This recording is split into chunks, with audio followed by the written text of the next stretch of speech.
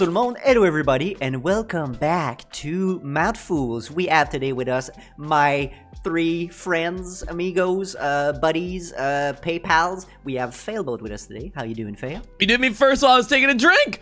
Hello, I'm doing good. I'm having a nice day. You always got to be ready at Mouthfools, you know? Nice day, drink mouthful of Coca-Cola Zero. No longer, though. It's already swallowed. That was, That's how I'm doing. Are you okay? That was just like a load of words at once. Did you just have a stroke? It was a lot. It was a lot. Mouthful words, Coca-Cola. Hello, Coca. I'm sorry. I'm still up on its wonderful. No, you can't show that to the camera. Yeah. It's not that I don't care, but I don't care. Hello, Fyrus. How you doing? Careful with this one. What's up, dude? How's it going? I'm doing A-okay. No Coca-Cola, no mouthful, no words. I'm just me. Yes. And we have Jaymoji with us today. How you doing, Jay? Hello, I'm doing all right. I'm not having a stroke of cola, so I'm feeling quite all right tonight. I am excited. I'm so glad I hadn't started the sip. It would have been all over. Yeah, it would have been bad. It would have been very bad. Yeah, I'm doing all right. I'm excited to talk about what we're going to talk about today, Gab. What's in store, Gab? What's in the mail? What's going on? Well, first of all, what we're gonna talk about is don't forget to subscribe to the Mouthfools channel. You know, I got your back, Fyrus, or as they say in French, subscribe but with an accent. So let's get to it. Subscribe. It's not that difficult, you could say. Yeah. I haven't learned that one on Duolingo yet. So subscribe and it's got like a little line on top. It's actually abonnez-vous à la chaîne. Subscribe is abonné. So, the more you know. There you go.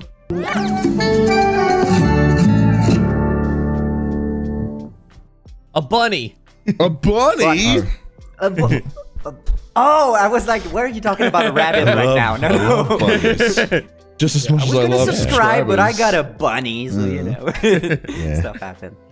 But for today's subject, I gotta delve into a deep, dark part of myself.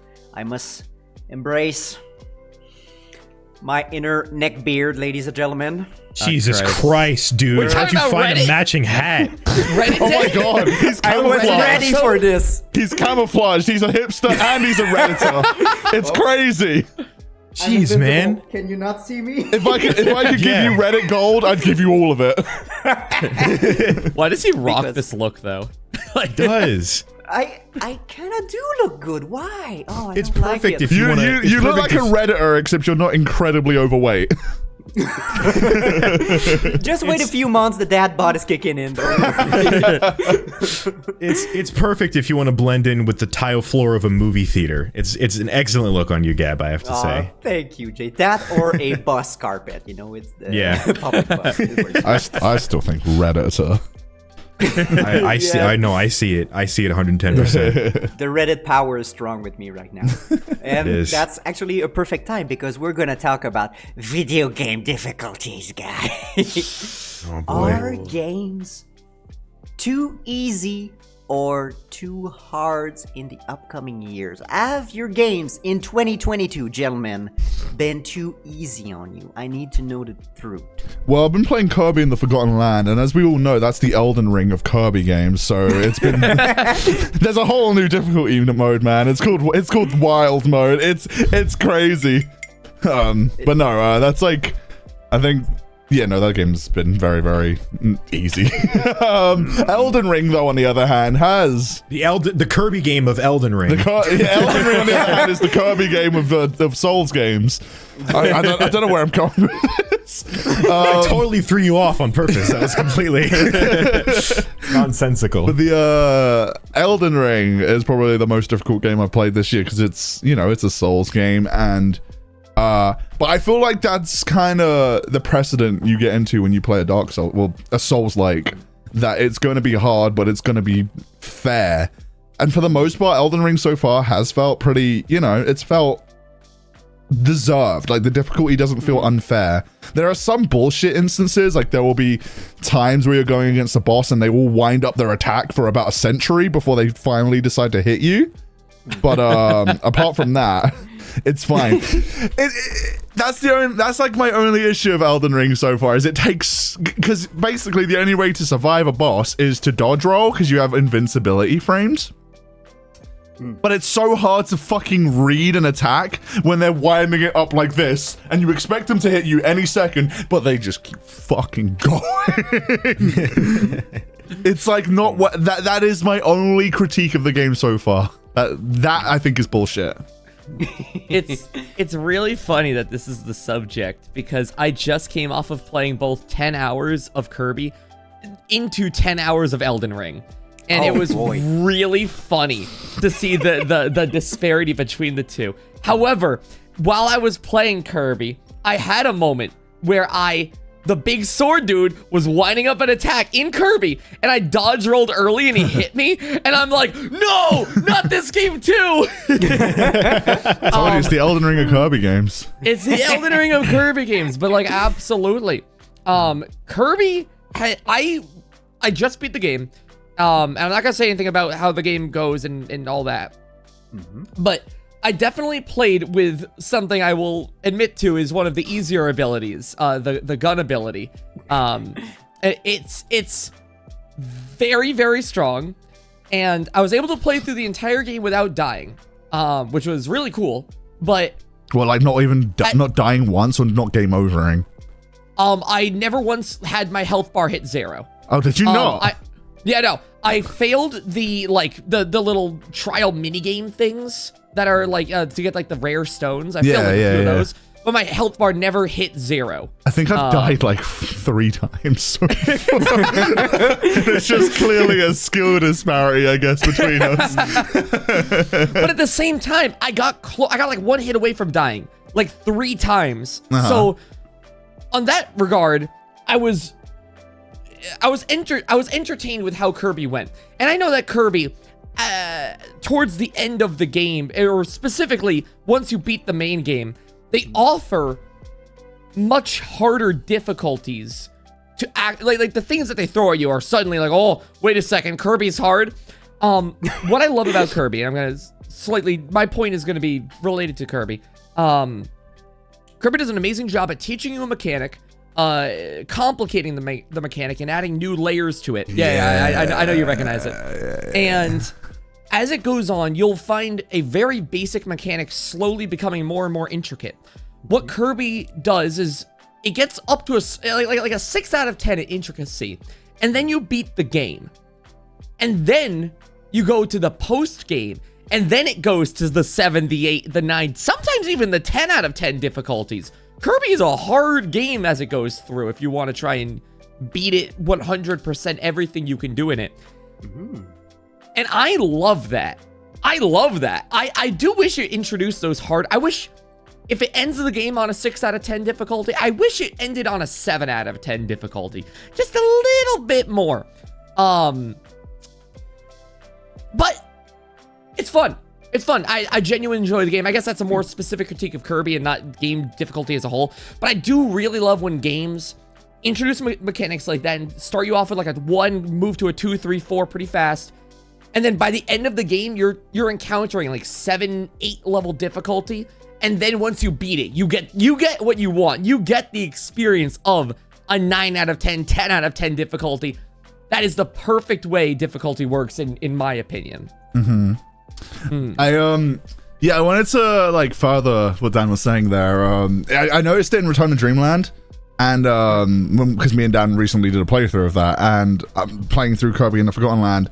It's got a very similar level design mentality that Mega Man X had, which is they'll introduce a game mechanic. I'm listening. So they'll introduce a game mechanic to you in a safe environment. So they'll show you something that you can do, but they'll show it to you in a very low consequential environment. So you can do something without dying or taking damage.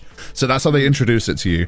Then the next, they'll slowly make it a bit more dangerous. Maybe there's some spikes underneath you. Maybe you have to avoid something, otherwise you will take damage. And then they ramp it up even more, and they'll show you the same mechanic, but in a completely not safe area. So like, if you fail this, you die. They do such a good way of choreographing it and teaching you how the game works in a way that doesn't feel unforgiving. And Mega Man X did that exact same thing. It introduced you a mechanic in a safe place, like it showed you how to do wall jumping, and then it shows you how to do it, but like in an area that you might take a bit of damage in, you might lose a life in, and then they showed you in an area where you will lose a life if you don't do the mechanic right.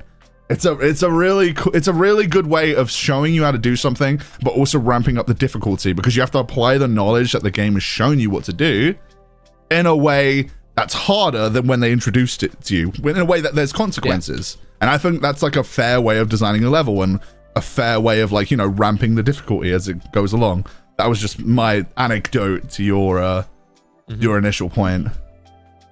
Yeah, I can confirm Radical Highway intro stage of Mega Man X is yeah, because you get like stuck. Intro stages. You get like stuck in a little hole, don't you? And you can't go right, so you're forced to go left. And if you go left, you start like hugging the wall almost, and you're like, huh, maybe I can do something with this, because you start wall sliding if you walk into it, and you're like, maybe if I jump off of this, I can do a wall jump, and you're like, that's crazy. Let me try that and keep seeing if I can scale this wall, and you do, and it's like, whoa, the game didn't tell me that through a text box. It just, I figured that out with environmental clues. It's like the best way of teaching you something. The most annoying way of teaching you like a mechanic, unless it's like complicated, like an RPG mechanic, is by showing it to you through level design and not ramming it like down your throat with text boxes. Completely like Chronicles 2. Yeah, Xenoblade Chronicles 2, absolutely. It's kind of, not so much a critique on a level difficulty, but I feel like it's kind of linked in. And speaking of it being linked, I think there's a connection with Breath of the Wild again. Here I am back on my bullshit. Interestingly Somebody enough, stop him with the Zelda reference. He's interestingly enough, unstoppable, man. So Breath of the Wild, I think, masters that perfectly with that environmental tutorial. The entire Great Plateau is the tutorial level that's when like you come the out of the tutorial game. area of the game, isn't it? Yeah. But when you first play through the game, you think you're right into it. Like the second that you step out of the sanctum, you get a view of the whole world, and in your eyes, you don't really see the dip of the Great Plateau, so it's designed that you're just like, you're in the game, but you're limited. I've played that, and you're absolutely right. Like, that's the only part I've played is the Great Plateau, and I thought that the game just threw you in, and I was like, wow, this was the tutorial. That's sick. Exactly. Sorry, exactly. Go on with your...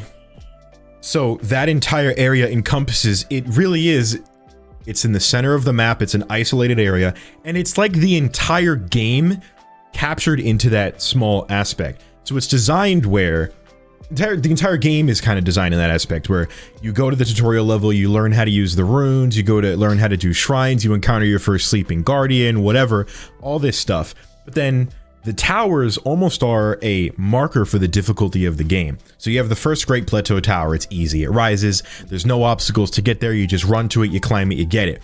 Then if you follow the story in the order that the game like is designed for you to do, the towers for each reason become progressively harder to climb. So like one of the first ones that you get, you have to then beat a camp and then like fly over and climb it. The next one after that, there's like spikes surrounding it and you have to set the spikes on fire so that you can climb it and avoid enemies. The other one's like in the middle of a big ditch. And like one of the last ones is like in the middle of a void that you have to like fly over and whatever. And as you go through the game and you learn more of these things, the difficulty of how you get to these towers ramps up, even though it's a free to explore world. But because you have the initial experience of getting onto that tower in the first one, you know what to do, and it's just about figuring out how to do it. So it's not as jaunting if you just were presented with a bunch of fucking enemies in the tower and being like, oh shit, what do I do? Yeah. Like has its own progression to walk you through it. And the best part, my favorite detail to me, is that the music at the beginning, like to go off of what we're saying about difficulty, the music at the beginning of the Great Plateau all has a type of melancholic theme, not melancholic theme, like what's the opposite of melancholic, like a happier kind of theme where it's enjoyable and it's peaceful and Whimsical, you feel safe. Whimsical.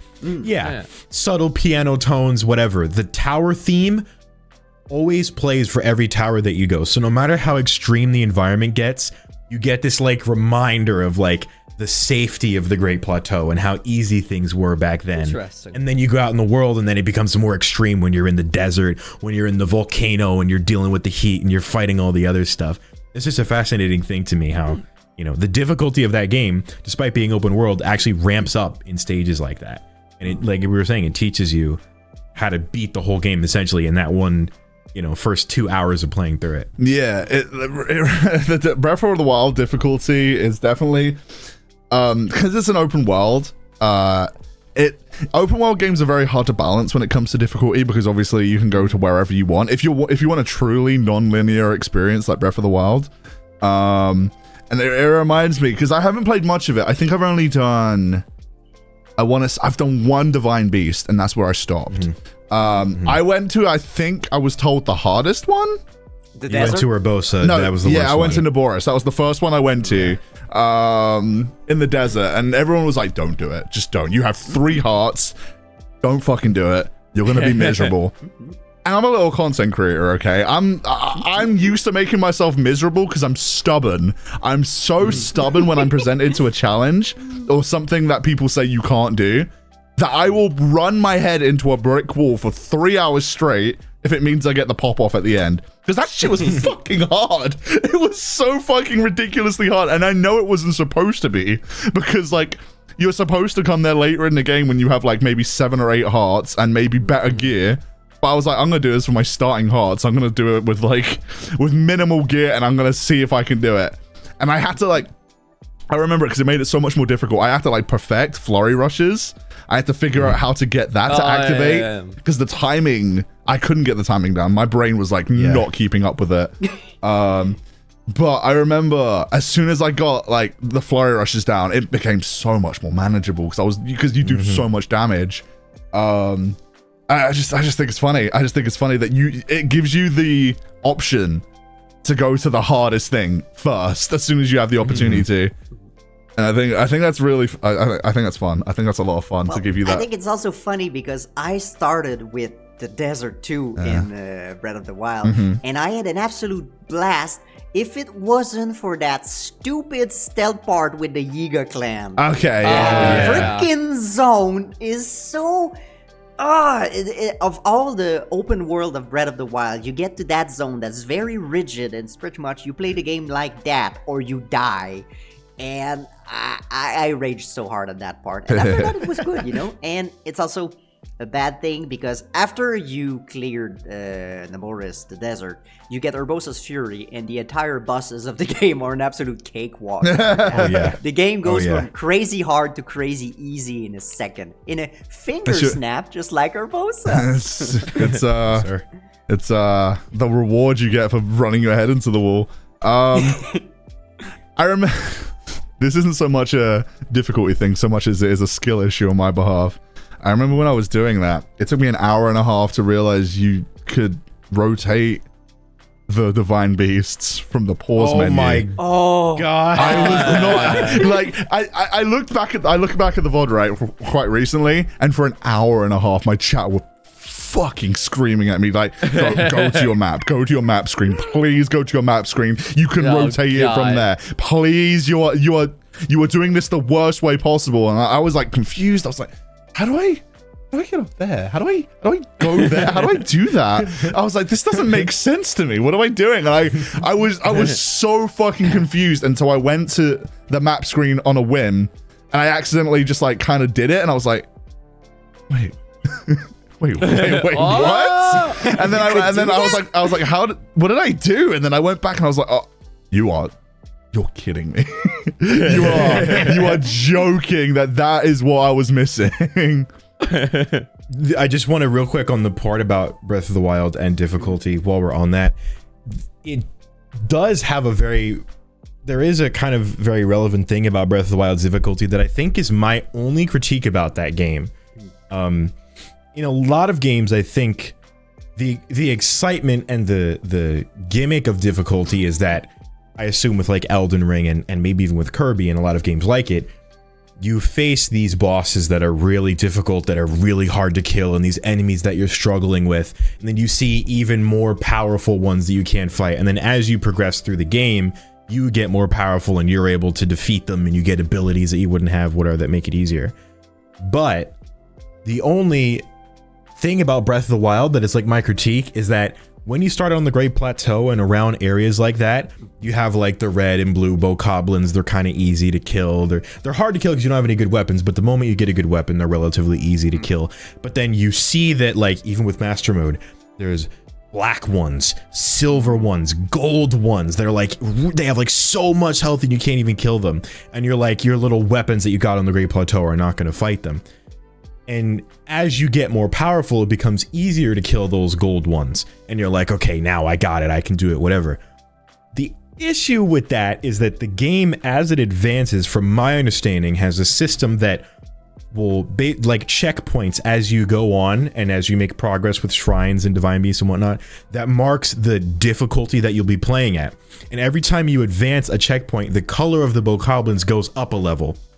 So every bokoblin that was red is now blue. Everyone that was blue is now black, so silver. It's scaling. The difficulty scales with you. It's a scaling difficulty, which is kind of annoying because, like, you can't go get super powerful, like super strong weapons, do 1 billion damage, have a bunch of hearts, kill the silver ones, and then like go back to the Great Plateau and be like, I used to be scared of these guys, and then you just shred through them super easily. There's no, now you go back. There's no sense of progression because that you it's like in Pokemon games when you overlevel your Pokemon, then you go back to the beginning. You can just kind of wipe through the parties. You can't do that in Breath of the Wild. You don't have that satisfaction. It's just the whole game. You have to do like 10 swings to kill an enemy because they're all going to be. You go back and they're more powerful now. Gotcha. I think it was Mother 3, if I'm not mistaken, that once you get really strong, you can go back to the earlier areas, and they'll run from you, the little mobs. Yeah, they do. Yeah, they run away from you. That's such a, and you can still fight them and just absolutely trounce them. Yeah, but they won't like try and attack you in the overworld. They will run the other way. It's so funny. Exactly.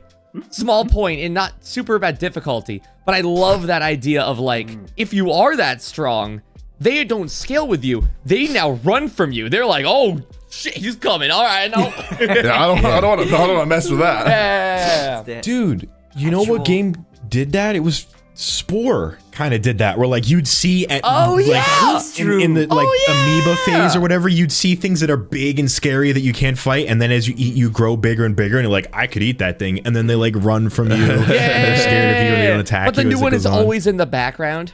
Yeah, exactly. And they're huge, but you scale and then they become small. That's satisfying, I feel. Yeah, because it's a good progression of difficulty. Sorry, go on, Gab. Yeah. No, I was just gonna say, and pun intended, it's a very organic power growing structure. Yeah, it is. Quite literally.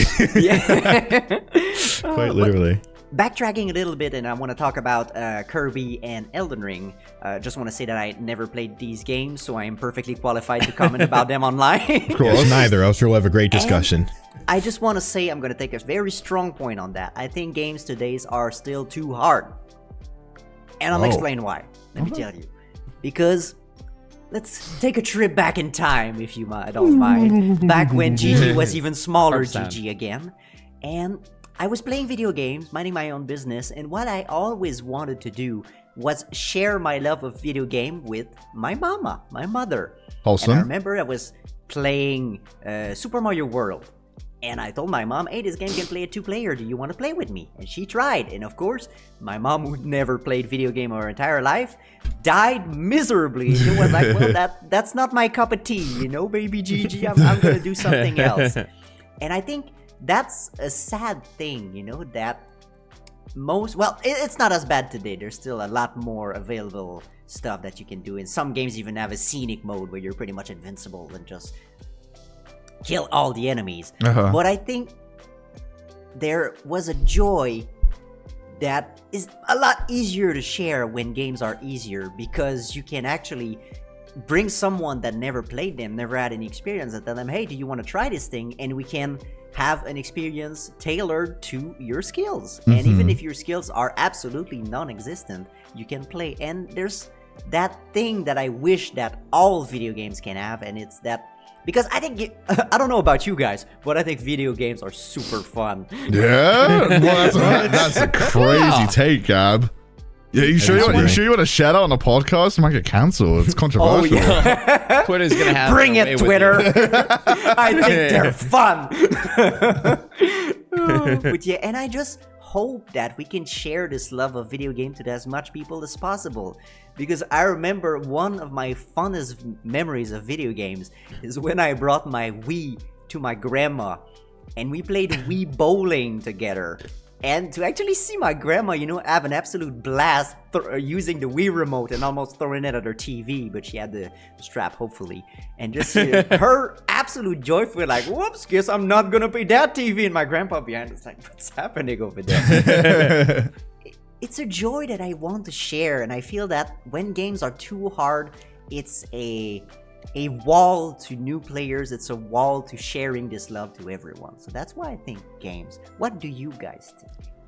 I was just gonna say, I really like the idea of what that, in my opinion, that's why Wii bowling and a lot of the Wii games kind of popped off, because some of them are based around 1 versus 1 combat with very simple controls. Stuff like Mario Party mini games. I recently played some with someone who wasn't a big input gamer, and they were able to pick up on like the ones like what's the one where it's Face Off or something? No, is it Face Off where it's like Face Off, the facelift, the one you stretch the face? No, the one where you have to turn different directions. Look away. Yeah, look away. Stuff like that is really fun, where it's a really simple mechanic. And all you have to do is fight not AI, not a difficulty enemy. It's only as difficult as the other person is. Like that stuff like that it's really fun. Like competing with Wii bowling. Yeah. But yeah, Hayden, what were you saying? What was I saying? I like zoned out for a second. I don't know what happened. My bad. Shit, what were we talking about? Elden Ring. Difficulty and sharing the That's game. Sharing difficulty. Yeah, no, I agree. I definitely think that it can harm accessibility in games. I feel like a lot of games should have more accessibility options in general, just because I feel like if someone wants to play a game, they should be allowed to. And I feel it's weird. I always feel it's weird when like a fan base of a game will like gatekeep it and be like, well, the game wasn't made for you, if that makes sense. I mean, like, yeah, but there could be like things put in place to make it so that it's accessible to someone. Like even like 3D World, for example, there's like a skill ceiling for 3D World. There's like, it ramps up in difficulty. It gets harder, especially towards like Champions Road and stuff. But like if you fail enough times, they give you like the invincibility Tanuki, and you can just run through the level if you really want to. Like they don't stop you from progressing. If you really want to get through the game and just enjoy it and not really stress about, having the skill required to like beat it in the intended fashion, they give you a way of progressing so you can still have fun with the game and get your money's worth for it.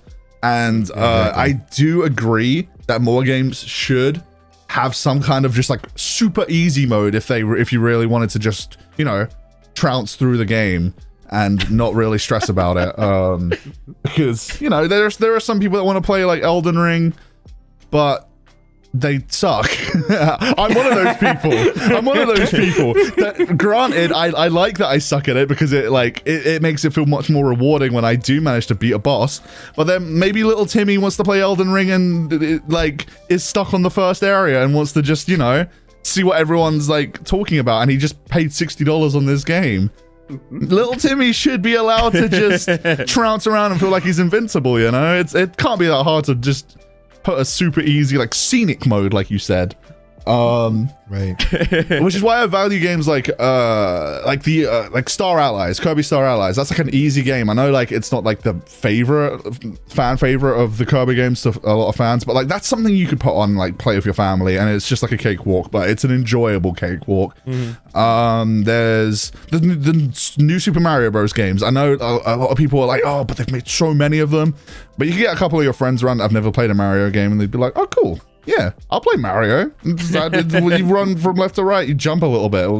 What's there not to get?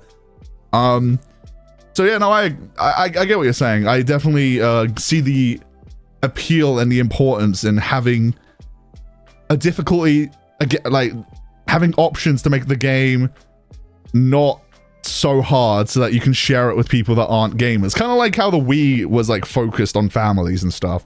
I do also think though that there should be experiences where, you know, there are for people more like us that are like, you know, difficulty, the games are difficult, like Elden Ring or like Kirby, how it like ramps up in difficulty. I do think that those still should exist because there clearly is like a demographic, there's like an audience, which is, you know, us. But there should be options available to allow the experience to be shared with the little Timmies and the, I don't know, the Beatrices. Is that a grandma name? Beatrice, Dorothy? I don't know. That's probably a British one. Definitely. Can we get Dark Souls for Timmy trending, people? Dark Souls for Timmy. Dark Souls for Dorothy. Dark Let's go. Souls for Dorothy. Is Dorothy even an American name? Do you have Dorothy's in America? Yeah, very much so. Okay. All grandmas though. So yeah, you I was going to say exclusively a grandma name. Once you go over the age of 65, you can file the Dorothy name change form that you get in the mail. Everyone gets the option for it.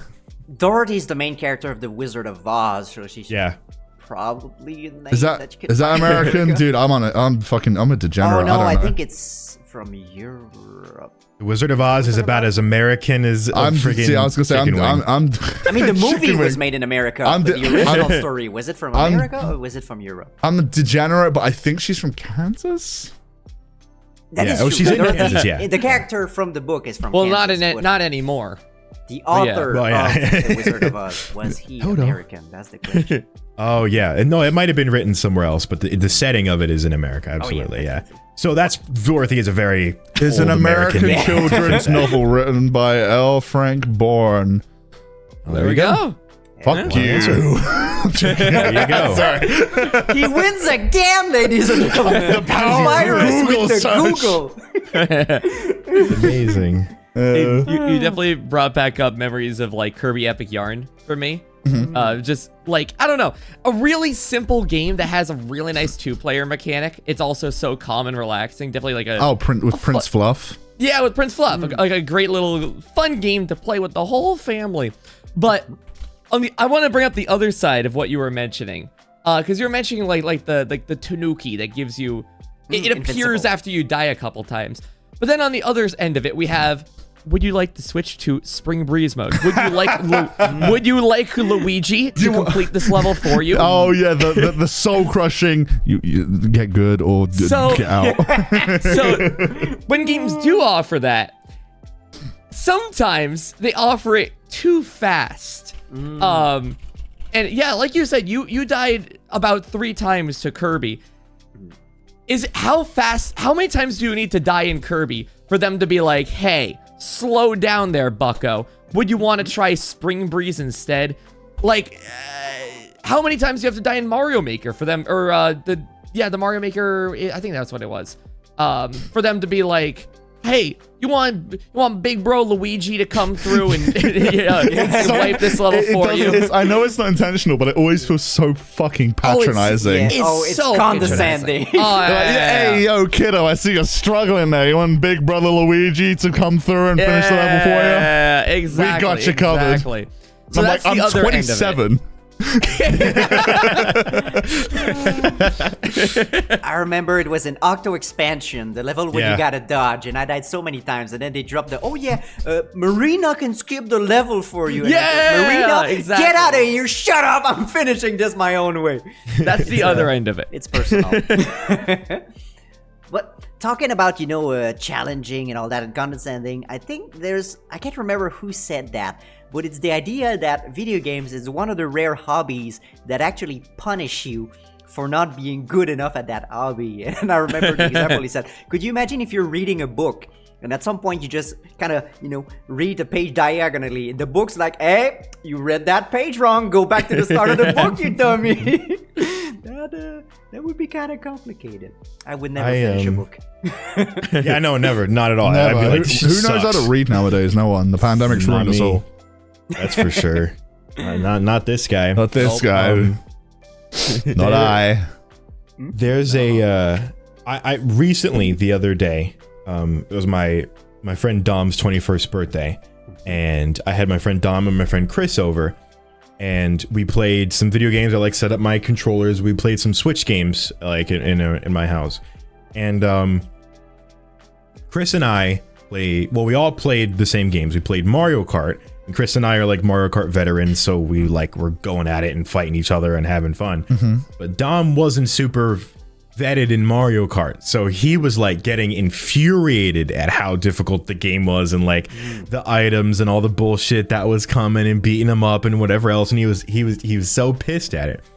But then we switched to Mario Party, which you can have skill and strategy and whatever, but because it's so randomized, because it's so accessible to anybody to play, Dom was actually having a blast playing that game. Plus, it's like a board game, and everyone's played like Monopoly at least once.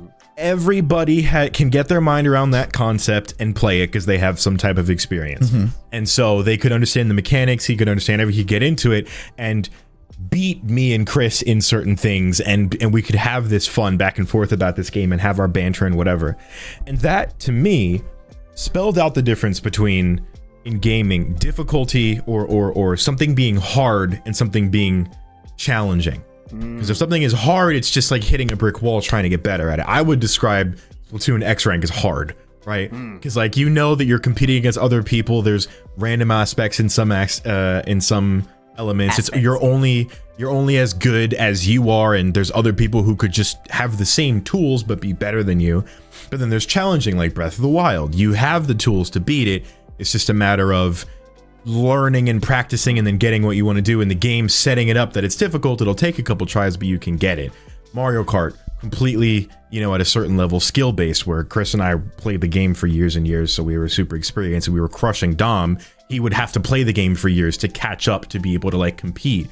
Whereas Mario Party is more challenging, where we all have these randomized games and these random elements that go into it that make it so that, you know, it's hard, it can be frustrating, but it still allows everybody to participate and feel like you and someone who's been playing this game for 10 years can still compete on an equal level. You know what I mean? It can still be fun in that aspect. Which I think goes back to our whole topic about accessibility and like, yeah, not a lot of games have that other than really Mario Party right now, where you can get everybody together and be like, we can all play this game. You can get Grandma Dorothy to play the game, and she could even probably understand Mario Party in a certain way. You know what I mean? And just get random stars out of a question mark block. So, you know. I feel like Switch Sports will also fill that hole as well. Yes, absolutely. I feel like it'll fill that hole. It won't be as accessible as Wii Sports was, because Wii Sports was a pack-in title. It came with every Nintendo Wii. And I feel like even though the motion controls are better in the Switch, they're so slept on because everyone's like, because the Switch feels more like a game console than the Wii did, if that makes sense. Yeah. But yeah, I agree with you, what you're saying about Mario Party, because it's such an easy to get concept. It's a board game, right? And it's so RNG dependent that anyone can get like a leg up, and that, like, anyone can land on chance time and then just mash through it and get like rewarded for it for no good reason apart from, you know, the game decided to. The mini games are always very straightforward. They're like 1 or 2 buttons and they're very simple concepts. Yeah, no. Oh, shit, what was I had a point to add to that. I'm just saying what you said, but again, reinforcement. Yeah, no, I'm reaffirming what you were saying. Yeah, no, Switch Sports, that's what I was trying to say. Because, you know, everyone's familiar with fucking bowling and everyone's familiar with tennis, and what else is in Switch Sports? Help me out here. Golf, tennis, baseball. Absolutely. Yeah, Jesus Christ. I beat someone up before. I'm well familiar. I felt it come out of my monitor in 3D. Yeah, that was terrifying. POV, I'm beating you to death.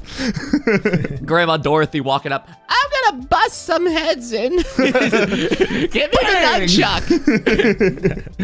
Got him. Just like the good old days. Yes. My kill count was insane. Grandma. You kill count, Grandma? Back in my day, I was in the triple digits, Grandma. Whoa. Why? You want to be another number? You want Step on up. You want to help me get to quadruple digits? Yeah, I'm almost there. Don't ask my kill death ratio, Timmy. Back in my day, this is what XP. this is what you kids call a ratio. Back in my day, I fucking cracked some skulls. Christ, what have we done to...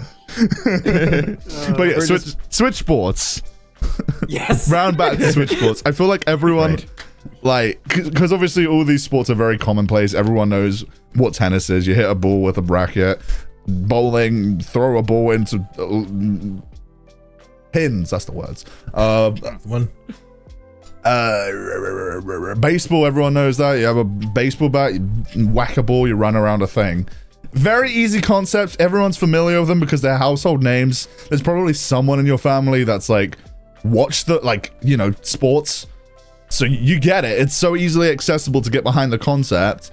And I feel like that's going to be another one of those games where, like, you can, Grandma Dorothy can come over after cracking some skulls or whatever she's doing down in Tesco, and she can play a round of Switch Sports tennis with you, and it will be fun because, you know, I feel like everyone's going to be on a similar playing field when you're playing with family.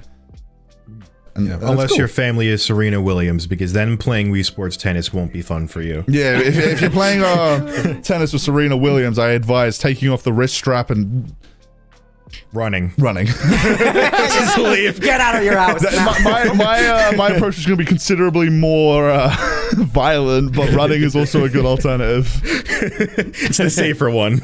But I think what every game should probably, well, I mean, maybe not strive for, but the golden standard of video game is when you have a game that's very easily accessible, but where the skill ceiling is actually very high. And I think, as Jay mentioned, Mario Kart kind of has that, you know? You can easily pop a Grand Prix at 50cc and just have an absolute blast and never even...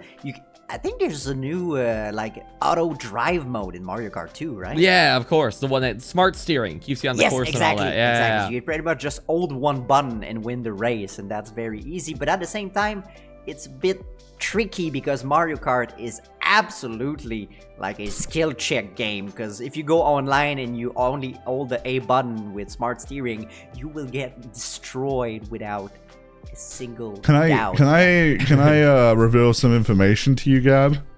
Yeah. Whenever I play online and 200cc shows up, I immediately press the plus button.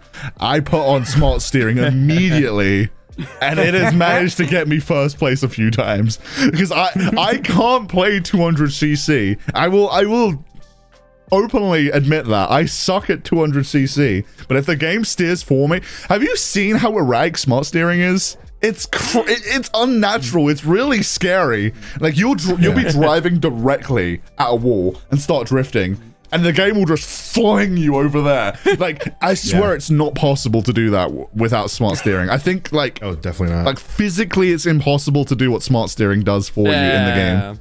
It's wild. Can't you do it with brakes though? No, you can, but the thing is, the game physically just doesn't let you go off the track. So, but it keeps your momentum up. So, like, you can drive at a wall and then start drifting. You'll basically be at the wall there, and then the game will just fling you that way with all your momentum. You won't break. It's whack. Pull some impossible evasive maneuvers that you can't do in real life or in Mario Kart. It's like playing with a TAS. Yeah. It is quite literally, right? In a way. God actually takes the wheel. Quite literally, yeah. But thank you for sharing with us that you're a cheater, Fyrus. You know, you're welcome. He did preface it with, "I have to reveal this, like it's gonna be bad." Yeah, he was honest about it. I play 150cc. My brain's not wired to use the B button in Mario Kart, dude. But that's also a subject that's very related to video game difficulties, and that's cheat codes, cheat mode. Because it's kind of that, get good mentality, and some people see it as like the easy way out. You earned nothing. I feel like this is targeted. I feel like this is pointed. I don't know why. No. Speaking of cheaters, today I want to talk about. Not after you just revealed cheating in 200cc. No, why would this be pointed or targeted? I think you're overthinking this. But I'm actually curious, what is your stand on cheating in games? Is it something that you actually embrace, like Fyrus, or is it something that you think is for filthy casuals and you need to get good? Right, so like next time I'm in Canada, we're squaring up. Not without me. Don't worry, Dorothy, I'll bring you with me too. Okay. Snark jabs aside, cheating in video games, if it's like a competitive game, Mario Kart doesn't count. Who cares about online Mario Kart? Don't listen, Jay. He's silly. I'm not listening. I'm not listening. If a game is competitive, I think it's bad. I think it's if you're giving yourself a direct leg up against the competition in an unfair way that's not programmed into the game, like a hacked client or something, like an aimbot or an X-ray like mod or something. I think that's bullshit. For sure. If it's just for a single player game and like you're modding it to, add to the experience or do a funny mod or something, I think go wild. If you're not affecting anyone else's experience, then have free reign to do whatever you want. I think if it's programmed into the game, it's fine. I'm not a cheater. It's an option in the game. I wouldn't put it there if it wasn't legit, dude. That's what I'm saying. Get it. Although I just saw you, Failboat, like laughing in the corner. I'm sorry. I have the memory span of a goldfish. Hayden said if a game is competitive, it's bad. And I was like, excuse me? That's a wild take to just randomly make. And then I was like, oh wait. I'm like, oh wait, he's talking about cheating. Yeah, I saw you like come to full circle of that realization. Yeah. Like you was like, excuse you started me? That's laughing. Wild. You started laughing, and then you were like, that's what he's talking about. Like, oh right, he's talking about modding. Yes, I agree with him. Full stop. But it was just such a wild like. Huh? Yeah, if a game has a competitive multiplayer, I think it's bad and they shouldn't exist. I just want solely single-player casual experiences. No. Is no one else gonna say some of that? No, because as a Splatoon Splatoon competitive player, I totally agree with that. If it's competitive, it's bad. As someone that is X-rank, it's a bad idea. Fucking sucks, dude. No, he's onto something. I do agree though. When you use hacking as a way to give yourself a leg up on leaderboards of something, it's absolutely bullshit. And it kind of does suck because a lot of games are riddled with that. It happened a lot with Mario Kart 8. No, sorry, not Mario Kart. Mario Kart Wii. Mario Kart Wii time trials. I think that was the first game the time trials were like recorded on an international scale. Oh, leaderboards, yeah. It might have been Mario Kart DS. Yeah. DS came before Wii? Let me fact check. It was a decade ago, Jay. I don't remember. Yeah. Mario Kart DS was 2005, which would have been before the Wii. God, that was before the Wii. Wow. That's crazy. I never knew that. Mario Kart Wii was, just real quick, 2008. 2008, yeah. So I guess then that would have been the first Mario Kart Wii would have been the first game that had recorded leaderboards, and you could view the ghosts similarly to how you can now. You can view like the ghosts, you can view their time trial as it's happening. And for a while it used to be really legit. Like I used to competitively try and get world record on Rainbow Road, and I didn't have it, but I was really close in like top 10 or something like that. Like I played it nonstop all the time and got really, really close to it. But then sometime around like 2011, people started hacking the game so that if you looked at the world record of like the top time trial, it would be Funky Kong, whatever, on Rainbow Road. And then he would drive backwards and then sit in a corner and stay there. And it would be that for like, you could watch the time trial for like 6 hours straight. It'd just be the same thing. Yeah. But it was the world record. So they would hack the numbers so that it looked like they, it's whatever time trial where they sit there, but the numbers were hacked so that the clock was hacked. So that they got like an extremely unachievably high time to win, right? And I was knocked down like immediately because the top 30 runs were those TaskBot things where people were doing that in order to get like world records and shit. And that happens, I think, with a couple other games too. I don't remember which ones. I think Odyssey even had that kind of issue for a little while, where the top one on this jump rope thing. Oh, the balloons too. Luigi's balloons. Sorry, this is actually a slightly different thing. But people would hack with Mario and like place them in literally unachievable areas. And then submit them. Also, people would go out of bounds in a similar way. Sorry, but yes, the jump rope. Yeah, the jump rope thing. There's actually a mod that literally is like it puts a platform above the jump rope, so the game calculates that you're jumping, but you don't have to move. Yeah. So people get perfect, like untouchable scores, and like the top 50 were perfect untouchable scores. That's awesome. And that's like. It's just like a completely unachievable thing, and it's like okay, it kind of ruins it because like then what's the word, when something has honor, what's the word for it? Legitimacy. The legitimacy of the leaderboard, the authenticity. That's the word I was looking for. Is gone. Like there's no point in having the leaderboard after that because it doesn't represent anything. It just represents a bunch of people that know how to run a computer program. It doesn't represent any skill like it's supposed to. You could get the best run in Moo Moo Meadows on Earth that anyone has ever done and place 50th because the rest of them are hacked runs, or the rest of them are, the jump rope thing. It just isn't as fun. Like, it's not as fun, which is kind of why I'm glad like places like speedrun.com exist, which are like the more real place for stuff like this, that are like moderated by real people. Because no bullshit. Because at least exactly. At least then there is a way of archiving and having like actual human monitored runs that are on like kept somewhere. Yeah, and it's weird though, because like I understand like people want to do that to mess with the leaderboards just because it's very blatantly a hack. Like it's clear I don't think anybody hacks the game, gets that score, and thinks they're fooling anybody. You know what I mean? Like they clearly know what they're doing to fuck it up. So that they can, because they can. They do it because they can. Yeah, but I think the thing about that is like people do that to fuck with the score, to fuck with whatever, and look at me, I hacked a Nintendo game. Yeah, exactly. And I think there are like cheats in like single player games that make it more accessible. Going back to what we were saying about difficulty, like people do similar things like that just so that they can get that sort of free, would you like Luigi to skip this level or do whatever, right? But like without it actually being a feature in the game. Like in Breath of the Wild, there's hacks you could do. Okay, to go on that again, but with Breath of the Wild, there's hacks you could do that give you infinite health, or that give you max, or even not even infinite, just like max health at the start and max stamina, so you can just crush through the game just for fun. You're not going to break any records doing that. It's not meant to fuck up the whole balance of the community of the game. But it's like fun to have this like, I'm gonna crush shit right off the Great Plateau and like summon in powerful weapons. Exactly.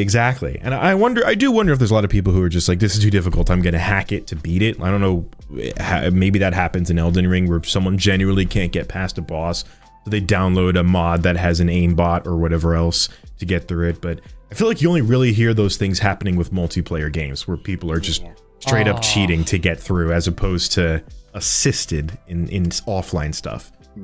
It comes back to the same point that we were all saying beforehand about the idea of competitive solo, but TF2, oh man, that poor husk of a game riddled by bots at this point, where if you go on any quick play lobby, you will just find troves of bots and like TF2 auto snipers that all they do, if you watch them, they just go like and they're spinning around with their gun, and of course you step out into the hallway, you die, then they wave at you, and then they kill the next person while they're emoting. Oh my God. It's moments like those that's like, what's the point? Like, okay, you dominate the server, what do you get from this? What's the point? It's because it's not even you, it's just like a bot that just runs through, or maybe it is them, I don't know. But it's I guess just me still echoing the idea of, in competition, it is just obnoxious, but in solo play, I don't care.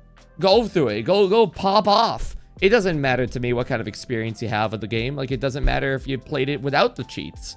It's how you want to play the game, absolutely. There's something that I think, if I'm not mistaken, a hacker posted on Twitter, our friend Hackerling, where she posted a little video of people cheating in Splatoon 2, but not on competitive mode, but in the salmon run mode.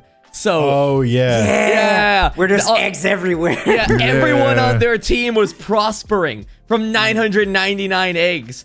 What do you guys think of cheats that are beneficial to the other people that are not cheating? I don't agree with them, and the only reason being is that you don't know if everyone else is cool with that. Some people like the legitimacy of their ranking and like their progression, and they like that they've worked hard to get to a certain rank or like a certain level, and to have someone come in and like basically hand you free experience or free levels that you wouldn't get otherwise, and like basically boost your level or ranking, I think it's kind of unfair, because you just like, if you're in a call with them and they want you to do that, then sure. But if it's randoms, sometimes they're just not cool with it, and they're like, oh man, well, I don't feel good about like my level. I wish I could take that back. Like, you're kind of forcing a goodwill, like a good gesture onto them. Like, I mean, I used to boost in Modern Warfare 2 sometimes, I'll admit. Like, I used to have someone on the other team that I knew that would just boost me to a tactical nuke because it was funny. But I was aware of it. Like, me and him were communicating, we were talking about it, and we did it, and I got tactical nukes, and I was like, hell yeah, let's go. But I would, there was communication there. If it's like randoms in the Splatoon lobby, for example, you don't know everyone else is going to be on board with it. That's what I think anyway. Yeah, agreed. If you're the one doing it, it's not a good assumption to make, because you don't know that, it, in a way, I think some people might feel like it does undermine, like you were saying, all the hard, like, you put a lot of work into getting a high score of 38 eggs or something that's really high, or like 50, maybe even I've seen 80 at some points. Like, you work really hard to do that in the game by playing it for years. So then to have your new high score be 399, and then you can't peak it, completely unattainable. Exactly. It's just like, well, what the hell, dude? Like, I'm never going to be able to get that again. Some people who feel that passionate about the game will never be able to achieve exactly. that. The peak is going to be unrealistic because it wasn't achieved in a realistic sense. So it's just like, fuck, dude, I can't ever like get a new PB now because I can't keep record of it. Exactly. Because a lot of people have a lot of pride in like ranks and levels and stuff. So it's the whole point of it. Absolutely, it makes you feel good when you work hard to get that far. Agreed. So I see that. I do agree though. If there's like a closed environment where you guys can, you and your friends can just fuck around and like, hey man, I need some drink tickets, so I can level up my gear and stuff. And you go into a private salmon run lobby and just hack it and milk it, whatever. That's whatever, right? You're not hurting anybody. It doesn't give you a leg up against online play. It doesn't give you anything. But yeah, I agree. It is a bold thing to assume that like everyone else is cool with me fucking up their shit. And I think a lot of people sometimes, maybe not even with just salmon run specifically, but with other online games where somebody's hacking to benefit you, you do have to be kind of careful, because if you get caught online somehow for that, you don't want to like brick other people's consoles because the game does something it's not supposed to do. And then it shuts down a lobby, and then if Nintendo gets whiff of that, everybody in that lobby gets like an IP ban. You know what I mean? And then you thinking you're just being Santa Claus and Salmon Run is actually getting people banned. You know what I mean? That's a pretty consequential thing. Didn't that happen with Pokemon where they hacked shinies and then they wonder traded them, and that got like a lot of people banned for a while? Oh my! Yeah, it's like a poisonous. They were all marked. Exactly, and so Nintendo went through and was like, "You own a hacked shiny. You did that. You are gone now forever." I mafia and like marked dollar bills. They tracked your dirty money. I recall that being a problem. In a similar way there. Yeah, bless you. Thank you. Did I not hit the mute button? No, you did. No, you didn't, but I saw it. I had to make sure I got it out. I hit the cough button because I didn't want to sneeze into the mic. It was a reflex. Thank you. I appreciate it. So, yeah, I think that's fair. With my wife and my baby actually coming back home, I think this will be a perfect time to close this wonderful episode. Yeah, so, I agree.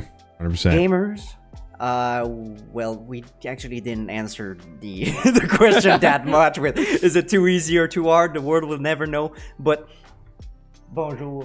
We're waiting. Hi. Baby Nice face. hat. Yeah, dude, it's dope. No more hat. Well, yeah,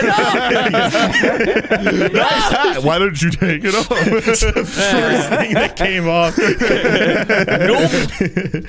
You like it? Well, I'm not wearing it anymore. So, stay in school, drink milk, don't do drugs, and just like the video games people, take it easy. We'll see you in the next Mouthfools episode. Woo. Bye. I was with Failboat, Bye. Fyrus, and Jaymoji. Don't forget about them. Don't forget to subscribe to Mouthfools because we're good people and we do stuff every week. We are good people. yeah, I'm a good person. I mean- Subscribe to me. All right, take care. Bye. Bye.